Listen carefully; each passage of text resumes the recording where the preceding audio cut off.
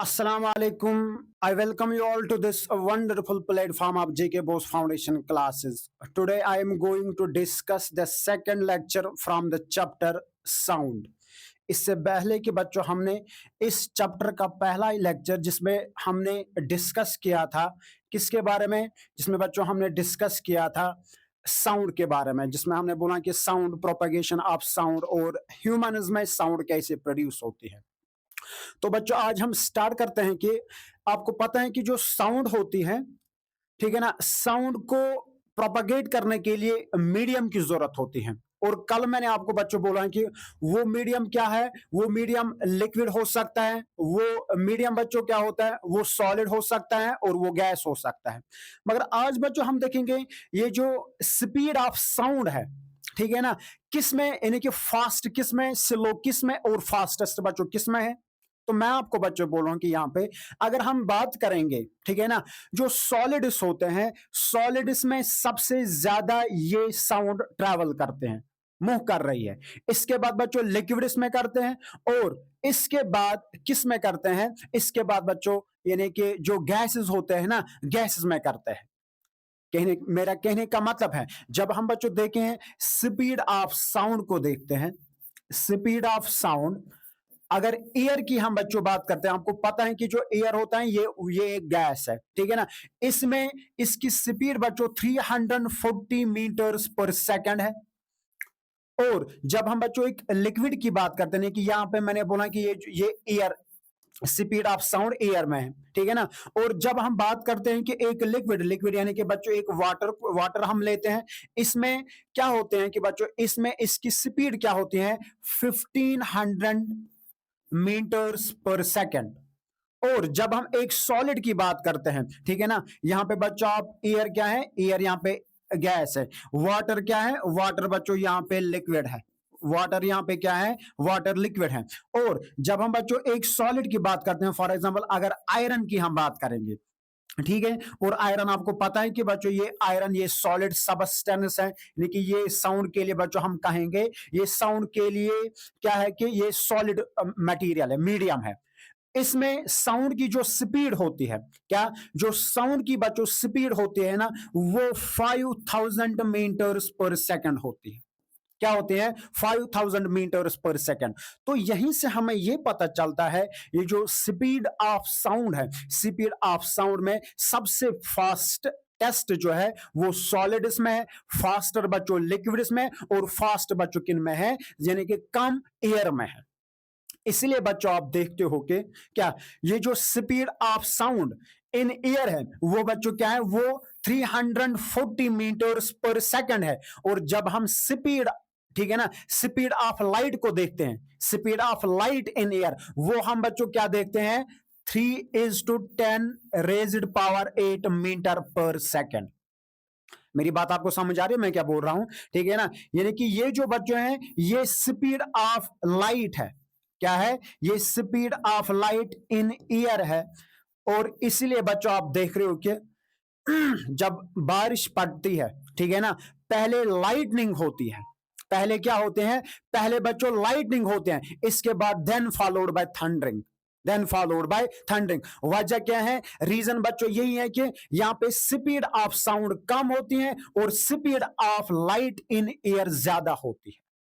यही तो बच्चों पे लिखे हैं, sound requires a medium for propagation, it travels fastest in solids followed by liquids and slowest in gases, जो बच्चों मैंने आपको अभी बोला है। इसके बाद no sound can be heard in outer space due to the absence of a medium, लेकिन मेरे कहने का बच्चों मतलब है यहाँ पे जो आउटर स्पेस की हम बात करते हैं, आउटर स्पेस का बच्चे यहाँ पे मतलब होता है जो हम चांद की बात करते हैं, मून की बात करते हैं, लेकिन मून में हम वहां पे कोई एटमॉस्फेयर नहीं होता है, वहां पे बच्चों एयर नहीं है। और जब मीडियम ही वहां पे नहीं है, जब एयर ही नहीं है वहां पे, तो कौन से मॉलिक्यूल्स, कौन से पार्टिकल्स बच्चों इन साउंड वेव्स को कैरी करेंगे, तो वहां पे आप देख रहे हैं कि जब कुछ एस्ट्रोनॉट्स, ठीक है ना, जब एस्ट्रोनॉट्स बच्चों कहां पे जाते हैं, आउटर स्पेस में जाते हैं ना, आप उनको देख रहे हैं कि यानी कि अगर वहां पे, अगर बिल्कुल वहां पे दो इंसान, ठीक है ना, दो एस्ट्रोनॉट्स एक दूसरे के करीब भी होंगे ना, तो एक दूसरे के साथ बात करने की कोशिश करेंगे, वो बच्चों एक दूसरे, यानी कि वो एक दूसरे का नहीं सुनेंगे। क्यों? क्योंकि वहां पे मीडियम ही कोई नहीं है। तो वहां पे इसलिए ये वो जो बच्चों एस्ट्रोनॉट्स हैं वो किसका इस्तेमाल करते हैं, वो अपने साथ वायरलेस सेट्स लेते हैं। क्या लेते हैं? वायरलेस सेट्स लेते हैं। और इन वायरलेस सेट्स में क्या होते हैं? इन वायरलेस सेट्स में बच्चों रेडियो वेव्स होते हैं। क्या होते हैं? रेडियो वेव्स होते हैं। और रेडियो वेव्स बच्चों वो वेव्स होते हैं जिनको ट्रैवल करने के लिए, जिनको ट्रांसमिट करने के, प्रोपागेट करने के लिए मीडियम की जरूरत नहीं पड़ती है। इसलिए बच्चों वो वहां पे किसके हेल्प से, इन वायरलेस सेट्स के जरिए से एक दूसरे से क्या करते हैं? कम्युनिकेट करते हैं। और इन वायरलेस सेट्स में कौन से वेव्स होते हैं? इनमें बच्चों रेडियो वेव्स होते हैं। और इन रेडियो वेव्स को किसी मीडियम की जरूरत नहीं पड़ती है। यही तो बच्चों यहां पे लिखे हैं, no sound can be heard in outer space. वजह क्या है? वजह बच्चों कि वहां पे एटमॉस्फेयर नहीं है, ठीक है ना, एटमॉस्फेयर नहीं है, यानी कि मीडियम नहीं है, तो साउंड कैसे बच्चों ट्रेवल करेगी? होप कि बच्चों आपको समझ में आया होगा। इसके बाद बच्चों आप देखते हैं कि कुछ टर्म्स, यानी कि मेरे कहने का मतलब है वाइब्रेशन जो होते हैं, वाइब्रेशन के कैरेक्टरिस्टिक्स क्या होते हैं। गौर से सुनिएगा मेरी बात। पहले बच्चों हम पढ़ेंगे जो वाइब्रेशन होती हैं, वाइब्रेशन के कैरेक्टरिस्टिक्स क्या है। जब आपको वाइब्रेशंस, ठीक है ना, वाइब्रेशन के कैरेक्टरिस्टिक्स समझ आएंगे, आपको बच्चों कैरेक्टरिस्टिक्स ऑफ साउंड समझ आएंगे। तो इसमें सबसे पहले बच्चों हम बात करते हैं एम्पलीट्यूड की, यानी कि कैरेक्टरिस्टिक्स ऑफ वाइब्रेशन। मैं आपको बच्चों इसको ऐसे एक एग्जांपल के साथ यहां पे ऐसे समझाऊंगा, गौर से सुनेगा। हम बच्चों हम क्या करेंगे, एक सिंपल पेंडुलम बनाएंगे। पेंडुलम के लिए क्या करना है? पेंडुलम के लिए बच्चों हमें सिंपल से हमें बच्चों एक सपोर्ट लेना है, ठीक है ना, हमें बच्चों एक सपोर्ट लेना है। गौर से सुनिएगा मेरी बात। इस सपोर्ट से बच्चों हम क्या करेंगे, एक लॉन्ग थ्रेड लेंगे। गौर से सुनेगा मैं क्या बोल रहा हूं। हम बच्चों इससे क्या क्या लेंगे, इस सपोर्ट से बच्चों हम क्या करेंगे, एक लॉन्ग थ्रेड लेंगे ऐसे। यानी कि मैं बच्चों यहां पे क्या कर रहा हूं, मैं यहां पे सिंपल पेंडुलम बनाने की कोशिश कर रहा हूं, ठीक है ना। और लास्ट पे बच्चों क्या करेंगे, इसको लास्ट में यहां से, गौर से सुनेगा बच्चों, लास्ट में इसको हम मेटल बॉल बनाएंगे। मेटल यानी कि मेटलिक एक बॉल होती है जिसको हम बॉल बोलते हैं। यहां पे गौर से सुनेगा,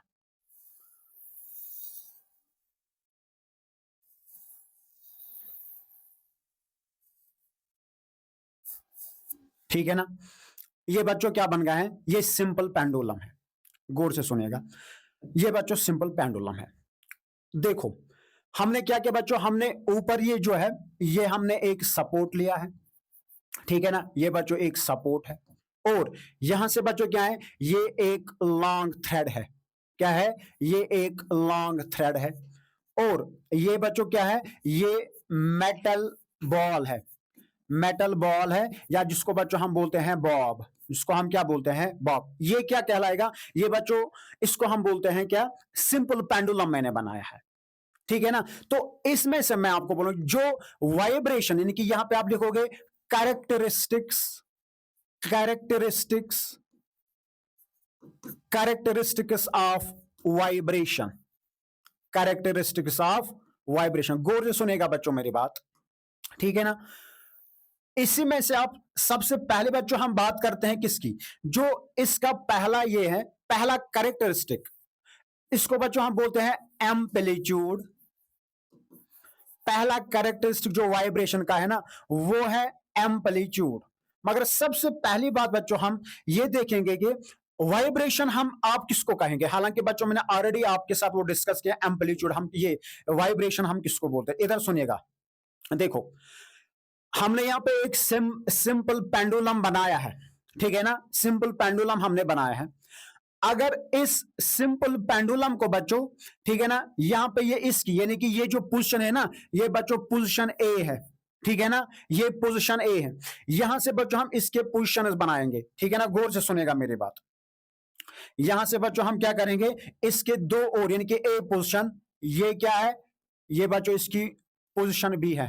फॉर एग्जांपल ये इसकी क्या है, ये इसकी पोजीशन बी है, ये पोजीशन बी है। और यहां से बच्चों क्या है, यहां से इसी की पोजीशन सी है, ये पोजीशन सी है, ये पोजीशन सी है। गौर से सुनो, देखो बच्चों यहां पे मैं आपको समझाऊंगा कि एक वाइब्रेशन किसको बोलते हैं। ये जो पोजीशन है, सबसे पहले ये कि जो सिंपल पेंडुलम है, सिंपल पेंडुलम को जो पोजीशन ए है ना, इसको हम बोलते हैं बच्चों सेंट्रल पोजीशन, या मीन पोजीशन बताओ, या बच्चों नॉर्मल पोजीशन बताओ, ठीक है। और जो इसके ये दो पोजीशन है यानी कि बी और सी, इन दो पोजीशंस को हम बोलते हैं एक्सट्रीम पोजीशंस। क्या बोलते हैं, इनको हम बोलते हैं एक्सट्रीम पोजीशंस। गौर से सुनिएगा बच्चों मेरी बात, ठीक है ना। अब मैंने इसको क्या किया, इस मेटल बॉब को मैंने बच्चों उठाया है, ठीक है ना, मैंने इसको कहां पे लिया है, पोजीशन बी पे। क्या किया है, पोजीशन बी पे मैंने इसको लिया, यानी कि एक्सट्रीम पोजीशन बी पे। और इसके बाद इस मेटल बॉब को मैं इस पोजीशन बी से डिस्प्लेस कर रहा हूं, ठीक है ना। तो ये बच्चों ऐसे, ठीक है ना, पहले इस पोजीशन ए से लेकर बच्चों ये ऐसे जाएगा, ठीक है ना, और इसके बाद ये कहां जाएगा, ये पोजीशन सी तक जाएगा। क्या जाएगा, पोजीशन सी तक। गौर से सुनिएगा।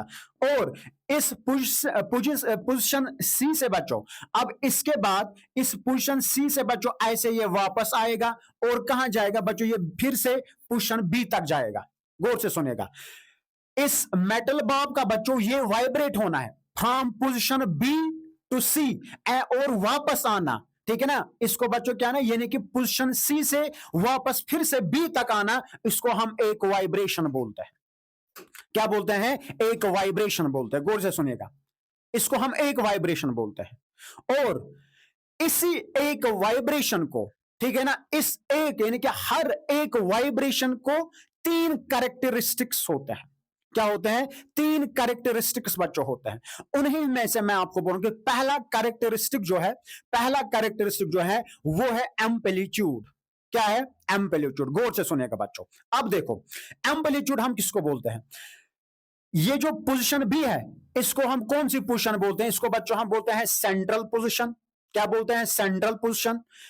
अब इस सेंट्रल पोजीशन से, ठीक है ना, या बच्चों आप बोल सकते हैं मेन पोजीशन जो है, ठीक है ना, सेंट्रल पोजीशन से इस मेटल बॉब का बच्चों कहां जाना, ठीक है ना, इस पोजीशन बी तक जाना। और इसके बाद पोजीशन बी से बच्चों पोजीशन सी तक जाना, ठीक है ना।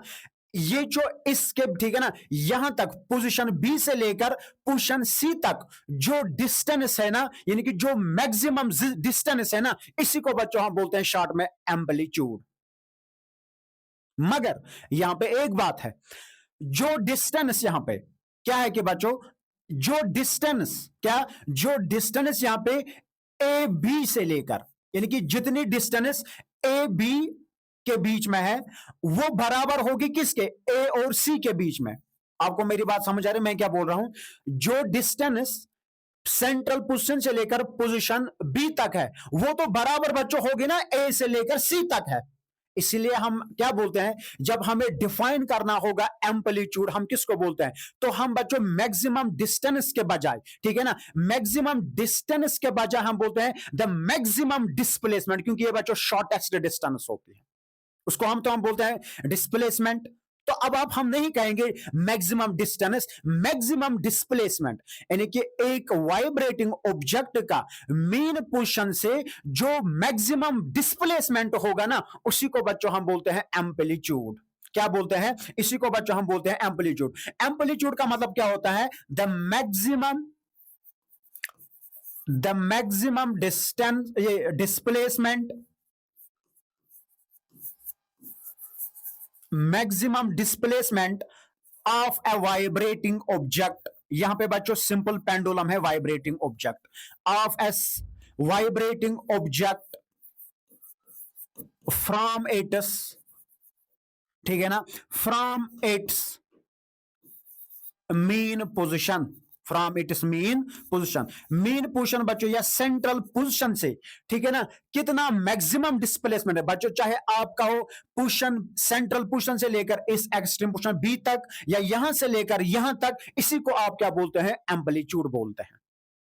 और ये जो एम्पलीट्यूड है ना, ये एम्पलीट्यूड हमें ये बोलता है, ये एम्पलीट्यूड हमें ये बोलता है कि ये जो वाइब्रेटिंग ऑब्जेक्ट है ना, वो ये वाइब्रेटिंग ऑब्जेक्ट इस सेंट्रल पोजीशन से कितना दूर जाता है, क्या, चाहे इस साइड से चाहे बच्चों इस साइड से। और इस एम्पलीट्यूड को बच्चों हम इंक्रीज भी कर सकते हैं और इसको बच्चों हम डिक्रीज भी कर सकते हैं। क्या, इसको हम क्या कर सकते हैं, देखिए जो एम्पलीट्यूड बच्चों है इसको हम इंक्रीज भी कर सकते हैं, इसको हम डिक्रीज भी कर सकते हैं। कैसे, अगर बच्चों आपने इस थ्रेड की क्या किया है, यानी कि इस पेंडुलम को, यानी कि थ्रेड को बच्चों क्या किया है, इसको आपने लार्ज हाइट से क्या किया है, यानी कि ठीक है ना, सस्पेंड किया है, ठीक है ना, तो इसका मतलब बच्चों क्या हो जाएगा, एम्पलीट्यूड भी बढ़ जाएगा, एम्पलीट्यूड इंक्रीज हो जाए। अगर आपने इसको छोटे हाइट से, कम हाइट से आपने इसको ये किया है, सस्पेंड किया है, तो इसका मतलब है कि बच्चों ये जो एम्पलीट्यूड है ना वो डिक्रीज हो जाएगा।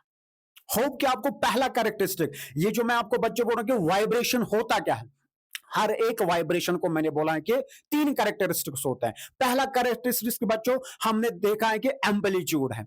अब दूसरा जो कैरेक्टरिस्टिक बच्चों है, दूसरा कैरेक्टरिस्टिक इस वाइब्रेशन का क्या है, उसको हम बोलते हैं टाइम पीरियड। उसको बच्चों हम क्या बोलते हैं, टाइम पीरियड। सुनो मेरी बात गौर से, सुनो बच्चों मेरी बात गौर से, मैं आपको क्या बोल रहा हूं, टाइम पीरियड हम किसको बोलते हैं। अभी मैंने आपको बोला कि वाइब्रेशन हम किसको बोलते हैं, मैंने बच्चों आपको यह बोला है वाइब्रेशन का मतलब यह होता है इस मेटल बॉब का, ठीक है ना, पोजीशन बी से पोजीशन सी तक आना और जाना, ठीक है ना, इसके बाद वापस फिर से बच्चों जाना, इसको हम एक वाइब्रेशन बोलते हैं। मगर एक वाइब्रेशन कंप्लीट करने में इसको कुछ टाइम भी लगता है ना, क्या, इस मेटल बॉब को एक वाइब्रेशन कंप्लीट करने में टाइम लगता है ना, उसी टाइम को हम बोलते हैं टाइम पीरियड। उसको हम क्या बोलते हैं, टाइम पीरियड। गौर से सुनेगा, टाइम पीरियड का मतलब होता है the time taken by a vibrating object to complete one vibration. एक वाइब्रेशन कंप्लीट करने में कितना टाइम लगता है, उसको हम बोलते हैं क्या, उसको बच्चों हम बोलेंगे टाइम पीरियड। क्या बोलते हैं, टाइम पीरियड का मतलब क्या है, टाइम पीरियड का बच्चों मतलब होता है time taken by a vibrating object, by a vibrating object to complete one vibration। एक वाइब्रेशन को बच्चों कंप्लीट करने में कितना टाइम लगता है, उसको हम टाइम पीरियड बोलते हैं। और आपको पता है कि बच्चों टाइम को हम किस में मेजर करते हैं, टाइम को बच्चों हम मेजर करते हैं सेकंड्स में। क्या करते हैं, सेकंड्स में। और अब बच्चों यहाँ पे यानी कि टाइम मेजर करना, ठीक है ना, बहुत ये होता है, यानी कि डिफिकल्ट होता है। तो उसमें हम कैसे फिर क्या करते हैं, इस सूरत में हम कैसे क्या नाम है इसका, ये टाइम को मेजर करते हैं। वो बच्चों हम करते हैं कि हम देखते हैं कि बच्चों लार्ज नंबर ऑफ वाइब्रेशंस, यानी कि नंबर ऑफ वाइब्रेशंस देखते हैं। फॉर एग्जांपल बच्चों अगर 20 वाइब्रेशंस हैं, 20 वाइब्रेशंस बच्चों हो गए हैं 4 सेकंड्स में, ठीक है ना, 4 सेकंड्स में, तो हम डिवाइड करते हैं in large number of vibrations को डिवाइड करते हैं 4 से, तो वो आपका हो गया बच्चों, ठीक है ना, कितना टाइम लगा है एक वाइब्रेशन करने में। ये था क्या, ये था बच्चों दूसरा कैरेक्टरिस्टिक। इसके बाद तीसरा कैरेक्टरिस्टिक बच्चों ये है, तीसरा कैरेक्टरिस्टिक है कि फ्रीक्वेंसी, ठीक है ना। फ्रीक्वेंसी का बच्चों मतलब क्या होता है, यहां पे सुनिएगा मेरी बात बच्चों गौर से। फ्रीक्वेंसी का मतलब क्या होता है, तीसरा कैरेक्टर, गौर से सुनिएगा, तीसरा कैरेक्टर वाइब्रेशन का, तीसरा कैरेक्टर जो है वो है फ्रीक्वेंसी। फ्रीक्वेंसी बच्चों सुनो, फ्रीक्वेंसी का मतलब होता है एक सेकंड में नंबर ऑफ वाइब्रेशंस कितने हो गए, ठीक है ना। The number of vibrations made in a second, in 1 second, 1 second मतलब एक सेकंड में, ठीक है, एक सेकंड में नंबर ऑफ वाइब्रेशंस कितने हो गए हैं, उसी को बच्चों हम बोलते हैं टाइम, उसको हम बोलते हैं फ्रीक्वेंसी। तो फिर से सुनिएगा मेरी बात, ठीक है ना। 1 सेकंड में, ठीक है ना, अभी बच्चों यहाँ पे मैं आपको बच्चों बोल रहा हूं, इस पे जब हम चलते हैं यहाँ पे, ठीक है ना, 1 सेकंड में यहां से लेकर सी पोजीशन, इनकी पोजीशन बी से लेकर पोजीशन सी तक जाना, ठीक है ना, उसके बाद वापस आना, उसको हम एक वाइब्रेशन बोलते हैं। मगर ऐसे ही 1 सेकंड में ऐसे ही कितने वाइब्रेशन होते हैं, उसको हम बोलते हैं फ्रीक्वेंसी। तो फ्रीक्वेंसी का बच्चों मतलब क्या होता है, फ्रीक्वेंसी का बच्चों मतलब होता है, ठीक है, फ्रीक्वेंसी का बच्चों मतलब होता है number of vibrations, number of vibrations made in 1 second, in 1 second. 1 second में बच्चों नंबर ऑफ वाइब्रेशन कितने होते हैं, उसको हम बोलते हैं फ्रीक्वेंसी। और आपको पता है कि ये जो फ्रीक्वेंसी है ना, इसको मेजर हम करते हैं, क्या करते हैं, इसको बच्चों मेजर किया जाता है हर्ट्ज में। किसमें किया है, इसको बच्चों हर्ट्ज में, जिसको हम डिनोट करते हैं HZ से। क्या करते हैं, HZ से। इसका मतलब है कि बच्चों अगर एक ऑब्जेक्ट है, ठीक है ना, उसने 1 सेकंड में एक वाइब्रेशन की है, उसने क्या किया, उसने 1 सेकंड में एक वाइब्रेशन की है, इसका मतलब है कि बच्चों इसकी फ्रीक्वेंसी क्या है, उसकी फ्रीक्वेंसी बच्चों है 1। अगर एक ऑब्जेक्ट है, क्या है, अगर एक ऑब्जेक्ट है, उस ऑब्जेक्ट ने क्या किया, 1 सेकंड में बच्चों उसने 10 वाइब्रेशंस किए, इसका मतलब है कि उस ऑब्जेक्ट के जो फ्रीक्वेंसी है ना, उसकी फ्रीक्वेंसी बच्चों 10 हर्ट्ज है। मेरी बात आपको समझ आ रही, तो इस फ्रीक्वेंसी को भी बच्चों हम कैसे करते हैं, लार्ज नंबर ऑफ वाइब्रेशंस और डिवाइड बाय करते हैं टाइम टेकन। उसको बच्चों डिवाइड करो, जो वहां पे निकलेगा वो आपको आप देख सकते हैं कि, ठीक है ना, आप निकाल सकते हो कि 1 सेकंड में कितने वाइब्रेशंस होते हैं। फॉर एग्जाम्पल अगर मैं बच्चों आपको बोल रहा हूं, कोई ऑब्जेक्ट है ना, उसने क्या किया बच्चों, उसने 15 वाइब्रेशंस की है, कितने, 15 ऑसिलेशंस बताओ, या बताओ आप वाइब्रेशंस, उसने 15 वाइब्रेशंस किए हैं कितने सेकंड में बच्चों, 5, ठीक है ना, 5 सेकंड में बच्चों। इसका मतलब है कि वाइब्रेशन पर मिनट क्या, ठीक है ना, पर सेकंड क्या है, वो है 3। इसका मतलब बच्चों फ्रीक्वेंसी क्या आएगी, क्योंकि इसको बच्चों डिवाइड इससे करो, वो आएगा 3, इसका मतलब फ्रीक्वेंसी वहां पे क्या है, 3। आर यू गेटिंग मी, ठीक है ना। ये थे बच्चों क्या, ये थे 3 कैरेक्टरिस्टिक, 3 कैरेक्टरिस्टिक ऑफ किसके, वाइब्रेशन के। इसके बाद बच्चों मैं आपको बोलूंगा कि ये जो फ्रीक्वेंसी और टाइम पीरियड होता है, क्या होता है, ये जो फ्रीक्वेंसी और टाइम पीरियड होता है ना, इनके बीच में रिलेशन क्या होती है, क्या इनके बीच में रिलेशन क्या है, relation between time period, relation between time period and frequency, and frequency. सुनो मेरी बात बच्चों गौर से, आपको पता है कि सबसे पहले बच्चों हम देखेंगे ये जो टाइम पीरियड होता है, टाइम पीरियड हम किसको बोलते हैं, टाइम पीरियड बच्चों हम बोलते हैं कि एक कंप्लीट वाइब्रेशन करने में कितना टाइम लगता है, उसको हम बोलते हैं टाइम पीरियड। फ्रीक्वेंसी हम बच्चों बोलते हैं कि 1 सेकंड में नंबर ऑफ वाइब्रेशन कितने होते हैं, ठीक है ना, उसको हम बोलते हैं फ्रीक्वेंसी। इसका मतलब है ना कि बच्चों टाइम पीरियड यहां पे किसके बारे में, time period is equal to the reciprocal of frequency. किसके बारे में, देखिए यहां पे बच्चों आप लिखोगे टाइम पीरियड किसके बराबर बच्चों होता है, is equal to reciprocal of frequency. तो अगर बच्चों आपको ऐसे कोई क्वेश्चन आएगा, ठीक है ना, तो आप बच्चों इसको क्या कर सकते हो, आप इसको क्या टाइम पीरियड निकाल सकते हो, यानी कि ये रिलेशन है। टाइम पीरियड किसके बराबर होता है, इनवर्स बताओ या बच्चों क्या बताओ, रेसिप्रोकल ऑफ फ्रीक्वेंसी है। ये रिलेशन है किसके बीच में, टाइम पीरियड और फ्रीक्वेंसी के बीच में, ठीक है। फॉर एग्जाम्पल अगर मैं बच्चों बोलूंगे कोई ऑब्जेक्ट है, फॉर एग्जाम्पल एक पेंडुलम है या कोई एक ऑब्जेक्ट है, उसने क्या किया है, उसका टाइम पीरियड आप निकालो, टाइम पीरियड निकालो, उसने बच्चों क्या किया है, यानी कि उसने वाइब्रेट किया, ठीक है ना, इनकी फ्रीक्वेंसी बच्चों उसको 10 हर्ट्ज है, तो उसका टाइम पीरियड निकालो। आप बच्चों कैसे निकालोगे, उसको आप निकालोगे 1/10, 1/10, ठीक है ना, इनके टाइम पीरियड किसके बराबर है, वो होता है बच्चों equal to reciprocal of frequency. Frequency यहाँ पे 10 है, तो वो किसके बराबर है, 0.1 सेकंड। ये इसका मतलब बच्चों टाइम पीरियड क्या है, टाइम पीरियड 0.1 सेकंड है।